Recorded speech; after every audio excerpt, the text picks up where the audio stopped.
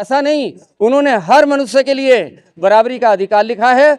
और वो जो संविधान देश में चलता है, जिससे राष्ट्रपति प्रधानमंत्री जो सिस्टम से चलता है, वो हमारा भारत का ही संविधान है। बाकी देशों में उलट पलट होती रहती है। आपने देखा होगा पाकिस्तान का हाल, पश्चिम बंगाल का हाल जो है उसमें उठक पटक है। लेकिन हमारे भारत के अंदर कोई भी सरकार होती है, लेकिन बाबा साहब को विचारों से चलती है। और बाबा साहब सबके लिए कार्य करे हैं, उसमें कोई एक जाति विशेष नहीं है। लेकिन छोटे लोगों को इसलिए उन्होंने हक दिया था कि ये भी अपने बहाना बनाकर वो घर बैठ गए थे। कुछ बीमार हो गए थे, कुछ विदेश चले गए थे, सारी जिम्मेदारी बाबा साहब के ऊपर आ गई थी। इसलिए पूरे जो संविधान लिखा है A to Z वो बाबा साहब की ही देन है, बाबा साहब की दिमाग की उपज। पहले के समय में और आज के समय में बहुत चेंज आ चुका है। अब जो है अपर समाज भी SC ST के साथ संबंध रखने में अम्बेडकर जी को याद करने के लिए किया जा सकता है। और जो उनका व्यक्तित्व है पूरे विश्व में उनकी सर्वमान्य, सब लोग मानते हैं उनको।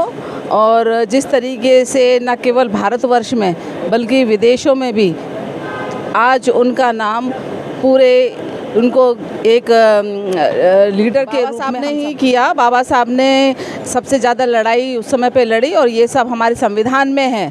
जो संविधान में लिखा हुआ है कि बाबा साहब ने महिलाओं के अधिकार की बात की कि बराबर का अधिकार होना चाहिए सबका, किसी में कोई भेदभाव है। जो जिन्होंने संविधान पढ़ा है और जो आज अधिकार जिनको मिल रहे हैं, आप जो अभी बात कर रहे थे कि देखिए जब नगर निगम में, नगर पंचायत में जब महिलाओं को और SC ST कमेटी की महिलाओं को भी रिजर्वेशन दिया है, तो हमारे देश के यशस्वी प्रधानमंत्री आदरणीय नरेंद्र मोदी उस बात को आगे बढ़ा रहे हैं।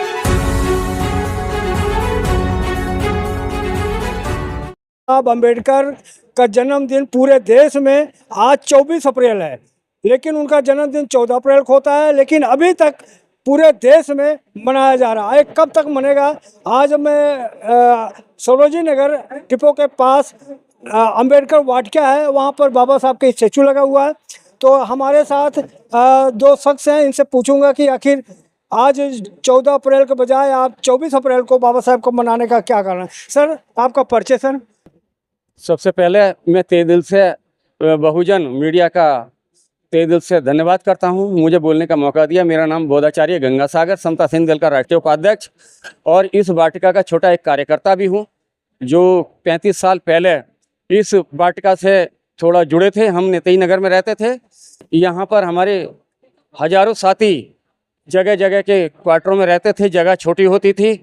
ये सौभाग्य से SC ST OBC residence welfare association थी, उसके माध्यम से यहाँ बैठा करते थे।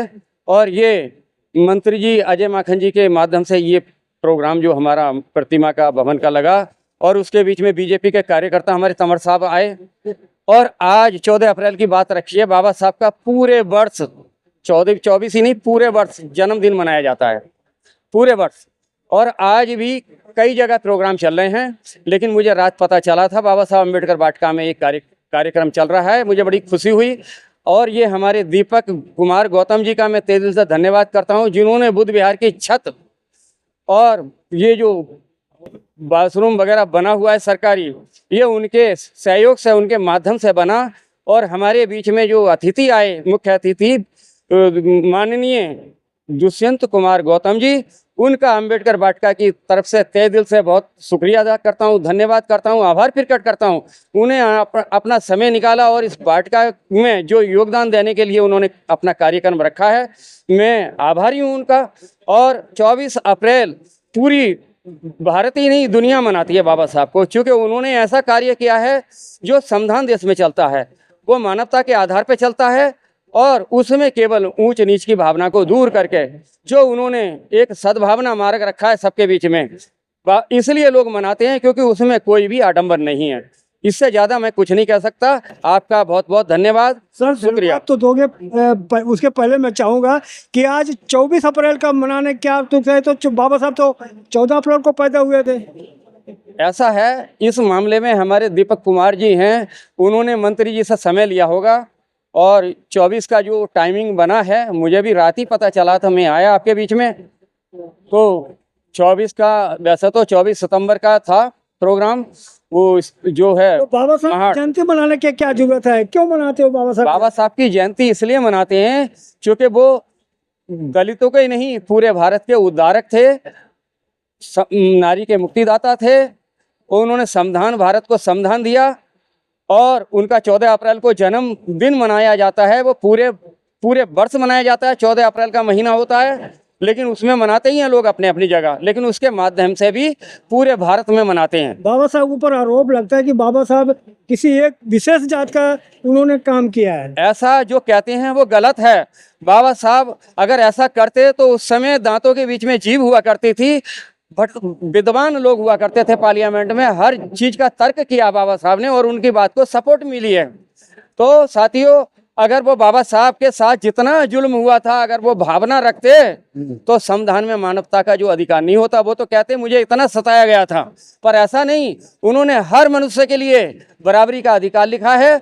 और वो जो संविधान देश में चलता है, जिससे राष्ट्रपति, प्रधानमंत्री, जो सिस्टम से चलता है, वो हमारा भारत का ही संविधान है। बाकी देशों में उलट पलट होती रहती है। आपने देखा होगा पाकिस्तान का हाल, पश्चिम बंगाल का हाल जो है, उसमें उठक पटक है। लेकिन हमारे भारत के अंदर कोई भी सरकार होती है, लेकिन बाबा साहब को विचारों से चलती है, और बाबा साहब सबके लिए कार्य करे हैं।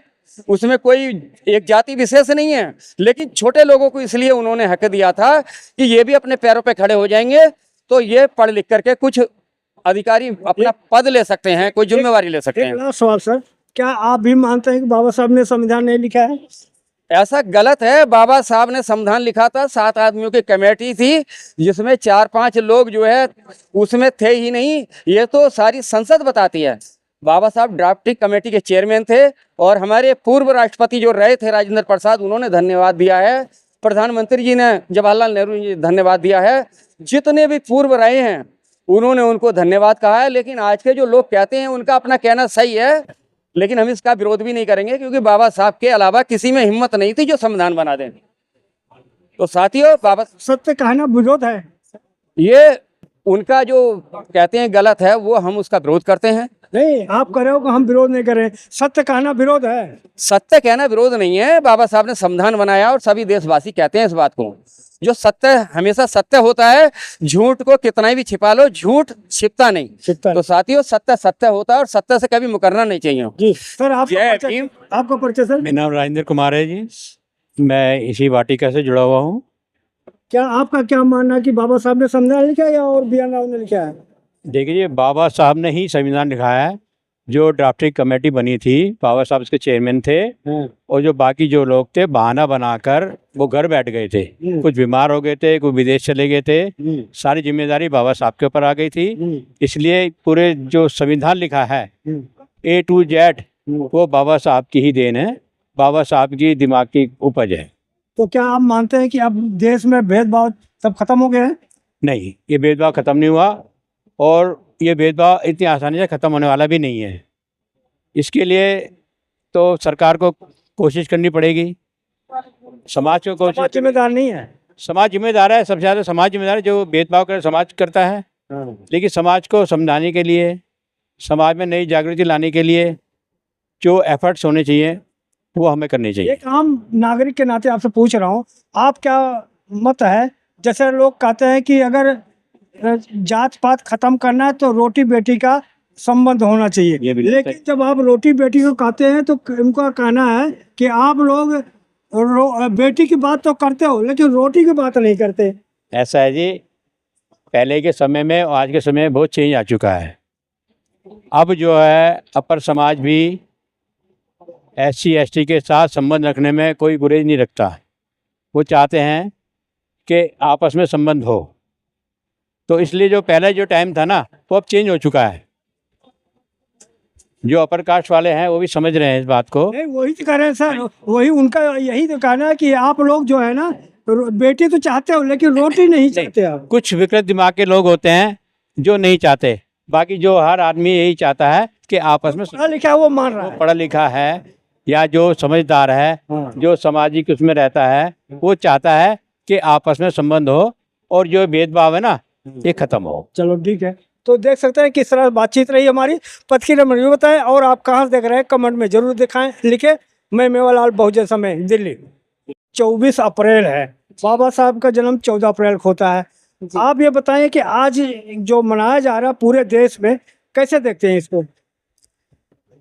देखिए, 14 अप्रैल डॉक्टर भीमराव अंबेडकर जी की जन्म जयंती के रूप में पूरे विश्व में मनाया जाता है। और उसी कड़ी में केवल एक दिन नहीं और पूरा महीना भी मना सकते हैं। और जब श्रद्धा हो, जब इच्छा हो, तब अंबेडकर जी को याद करने के लिए किया जा सकता है। और जो उनका व्यक्तित्व है, पूरे विश्व में उनकी सर्वमान्य सब लोग मानते हैं उनको।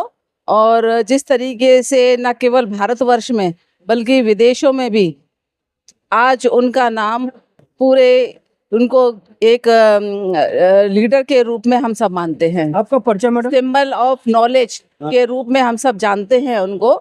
और जितनी उनकी शिक्षा रही, जितना उनकी कार्यशैली रही। मेरा नाम विशाखा शैलानी है और एनडीएमसी की काउंसिल की मैं पूर्व मेंबर रह चुकी हूँ। मैं चेयरमैन रह चुकी हूँ एजुकेशन कमेटी की। तो क्या महिलाओं के लिए बाबा साहब ने कुछ किया है? बाबा साहब ने ही किया। बाबा साहब ने सबसे ज़्यादा लड़ाई उस समय पे लड़ी और ये सब हमारे संविधान में है।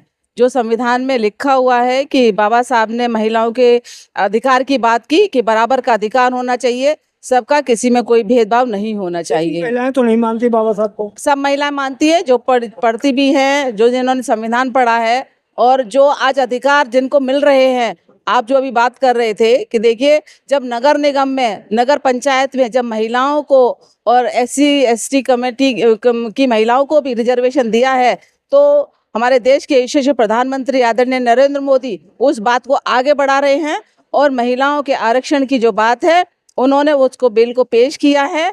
और मुझे ये आशा और उम्मीद है कि इस कार्य को चाहे विपक्ष चाहे कितना भी उसको नकारता रहे और वो चाहे ना माने, लेकिन मुझे इस विश्व के नाते आपका जो भागीदारी कम नहीं ना? आपको लग रहा है कि आप 50%, आपके जगह 30% दिया जा रहा है आपको? देखिए, नगर निगम में और नगर पंचायत में तो 50% है ही है जहाँ रिजर्वेशन दिया हुआ है ना। संसद में दे रहे हैं 30%। हाँ, बात कर रहा हूँ 33%। तो अभी तो पहले लागू तो होना जी, पहले लागू हो, उसको आगे बढ़ने दीजिए। आपको लगता है लागू हो जाएगा? हाँ जी, 100% लागू होना चाहिए। हाँ, तो क्यों ये बिल रुक गया? आपका क्या मानना है?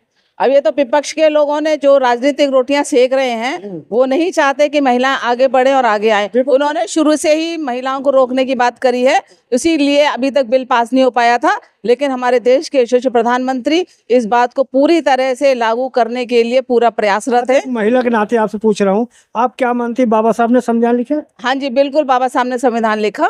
बाबा साहब ने संविधान लिखा, तभी आज सर्वविदित है, सब जानते हैं, सबको मालूम है कि बाबा साहब ने संविधान लिखा है। चलो ठीक है।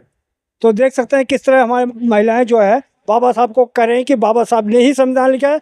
और कैसी रही बातचीत, प्रक्रिया में जो बताएं। मैं मेवालाल, बहुजन समय, दिल्ली।